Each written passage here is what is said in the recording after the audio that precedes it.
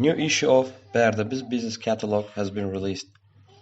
Presentation of second issue of Barde Biz Business Directory was held at Gulzemin Recreation Center in Ashgabat. Celebrities, influencers, and business persons from various circles were invited to the event. Barde Biz Business Catalog is issued by Akenmar Company, specialized in public relations and marketing.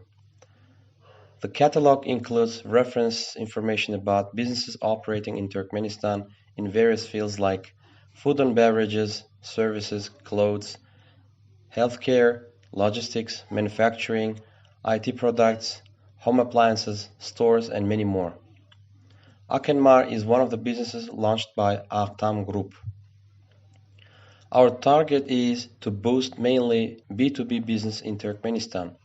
Our publication Barde Biz serves as effective tool in achieving that, says Maral Annanurova, the director of Akenmar Company. Aktam runs businesses in several fields. One of them is Aktam Bazary, a unique marketplace for B2B exchanges. Aktam Bazary has listed catalogs of products of registered companies. Last a few years in Turkmenistan, private business has been growing rapidly. It surpassed over 60% of overall national economy.